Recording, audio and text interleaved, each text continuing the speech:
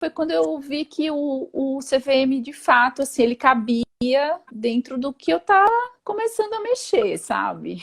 Show. E o que foi que a gente falou que você disse, não, é agora, não vou mais esperar, vou entrar? Então, Wilderi, essa questão de repente conseguir viver do atendimento particular, que para mim representava a medicina que eu queria exercer, que eu sempre quis exercer na minha vida inteira. E que, na verdade, eu cheguei muito tempo a exercer, mas sempre levando puxão de orelha, sabe? Do meu Uhum. chefe chegar e falar: olha, Raquel, desse jeito não dá. Desse jeito eu vou à falência. Mas eu insistia. Eu queria olhar no olho do meu paciente, eu queria conversar, eu queria entender, eu queria ajudar. Eu tinha que fazer a diferença, né? Para mim não era só o olho, era o ser humano. Então nessas eu levei muito, né? Muita chamada, muito... E assim, a ponto de eu ficar muito triste de pensar até em desistir. Eu cheguei a pensar em desistir da medicina e de repente fazer arquitetura, decoração, botar o meu hobby para acontecer. Porque Entendi. eu achava que eu é que era errada. Mas no fundo, e algumas coisas que eu já li, né, nos livros que vocês indicam,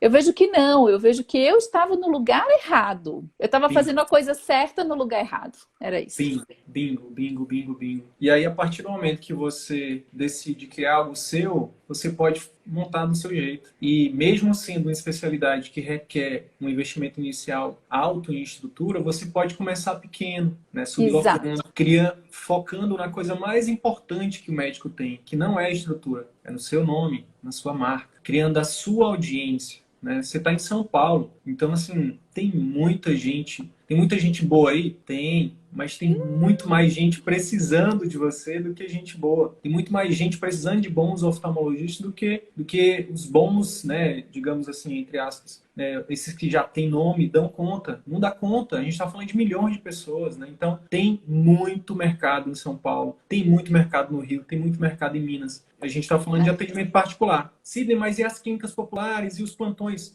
Isso é outra coisa. Não é igual. A gente está falando de oferecer uma experiência, de oferecer, né, isso que você está falando, né, Raquel, de olhar no olho de verdade, né? E como é É. que tem sido aí? Como é que tem depois que você entrou no CVM, como é que tem sido para ti aí? O que você já evoluiu? Onde é que você está agora? Então, Wilderi, a minha maior dificuldade tem sido a preparar os programas de acompanhamento intensivo, né? Existe uma questão, como eu falei, eu estou em transição, né? Eu estou naquela fase que eu vou dar uma mini guinada aí na minha subespecialidade, mas como você mesmo falou, eu estou em campo já. Eu não vou ficar esperando fazer o curso, não. Eu já estou aqui, certo? O que falta para mim agora, nesse momento, é me posicionar exatamente com relação ao que eu pretendo fazer, né, que é essa questão da plástica ocular atrelada à oncologia, como fazer essa mudança. Por enquanto, eu tenho produzido mais conteúdos assim, tipo topo de funil, sabe? Eu tô meio que Topo de produzindo, funil. em todas as áreas. Não, eu achei legal porque você já está falando como alguém que entende da parada, né? Eu acho massa isso. Mas Não, vamos lá. exato. Mas você vê, né? Ó, aqui atrás de mim um cenário, uma iluminação. Então hoje eu já me sinto um degrauzinho mais para cima. Afinal de Ah, contas, eu tô aprendendo, né?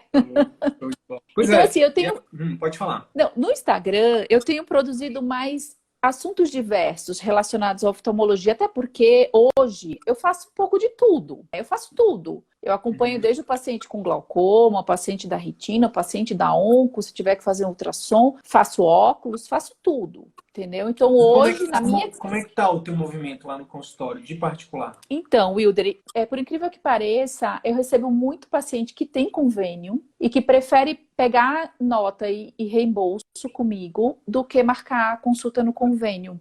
Então, assim, eu diria que a minha média de atendimento, ela aumentou aí por volta dos 50%. Uhum. E, assim, muitos pacientes meus que me procuram, que vieram de outros lugares que eu trabalhei e que preferem pagar a consulta particular para mim e pegar reembolso do convênio, porque sabem, né, do diferencial, assim, do que é realmente, né, uma consulta particular e sabem como que é o esquema do convênio, né? Uhum.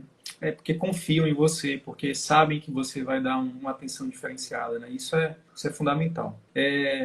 Só antes da gente ir para a transição, tu já tem feito telemedicina? Como é que você Eu tem, como é que faço, já. tem feito? Show Tenho de bola. feito. Tenho feito, sim. Porque no teu caso aí, como você subloca, né? Mesmo sendo oftalmo, né? Que precisa de um aparato para fazer um diagnóstico e tudo mais, mas eu só não quero pecar por falta de dizer o seguinte: talvez, isso vale para oftalmo, mas vale para quase todas as especialidades, quiçá todas. A maioria das vezes o paciente, uma consulta de telemedicina, a gente resolve, que às vezes é uma dúvida. Às vezes não é uma queixa em si, né? Ou então, às vezes, a queixa ela pode ser resolvida numa consulta.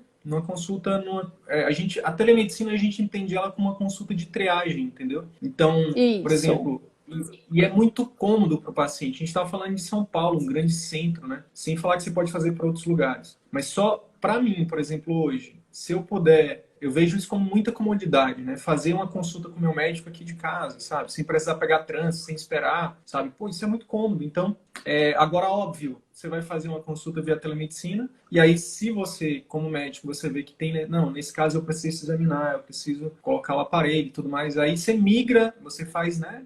Faz uma híbrida, né? Então, por exemplo, nesses casos, você pode, se cobrou um valor ali da telemedicina e vai virar uma híbrida, você, né, às vezes ele cobra só um desconto, uma coisa a mais, enfim. Mas o recado Isso. não subestime a telemedicina, tá? Não subestime a telemedicina. A telemedicina é Sim. poderosa.